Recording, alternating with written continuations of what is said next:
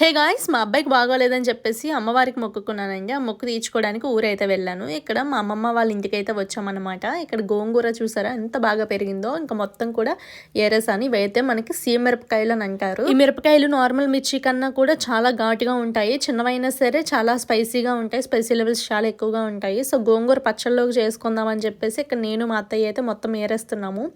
ఇంకా last time వచ్చినప్పుడు అయితే దానిమ్మ పిందెలు ఇవన్నీ కూడా నేను కలెక్ట్ చేసుకుని పట్టుకెళ్ళాను. అప్పుడైతే మళ్ళీ పోత అయితే వచ్చింది కానీ ఇంకా కాయలు అయితే ఏమీ లేవు. పల్లెటూర్ల సైడ్ ఉంటే మనకి ఇదే చాలా బెనిఫిట్ ఉంటుంది. మనకి నచ్చిన కూరగాయలన్నీ కూడా మంచిగా వేసేసుకోవచ్చు మన ప్లేస్. మా అమ్మమ్మ వాళ్ళు ఎక్కువగా పందెం కోళ్ళు కూడా పెంచుతూ ఉంటారండి. సంక్రాంతికి ఈసారి ఇదే పందెం కోడి అనుకుంటా.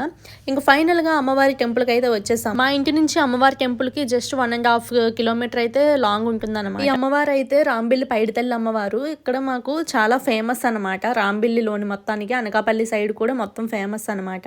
ఇంకెక్కడైతే నేను మా వారు కలిసి పూజ అయితే చేసేస్తున్నాం. అనుకున్నట్టుగా ఇంకా అమ్మవారికి చీర కోడి అవన్నీ కూడా సమర్పించేసి మొక్క అయితే తీర్చేసుకుంటున్నాము. ఇక ఆ రోజు అయితే దగ్గరుండి మా వారే మొత్తం అంతా అమ్మవారికి పూజ అది చేశారనమాట. నాకైతే చాలా బాగా అనిపించింది. మొక్క అయితే తీర్చేసుకున్నాం కదా, చాలా బ్లెస్డ్ గా అనిపించింది. ఇంకా పూజ అంతా కంప్లీట్ అయిపోయింది. అమ్మవారికి చక్కగా హారతి అయితే ఇచ్చేస్తున్నాము. హారతి అది ఇచ్చేసాక ఇంక ఇంటికి అయితే బయలుదేరిపోయాము. అంటే మా ఊరు నుంచి వైజాగ్ అయితే బయలుదేరిపోయామన్నమాట. మళ్ళీ ఎప్పుడు ఊరు వస్తానో తెలియదు. ఇంకా అమ్మవారికి చక్కగా మొక్కేసుకుని అయితే బయలుదేరిపోయాం. ఇంకా దారిలోని విశాఖ డైరీ వస్తే ఒక ఐస్ క్రీమ్ కూడా అలా వేసేసి ఇంకా ఇంటికైతే వెళ్ళిపోయాం. Bye bye.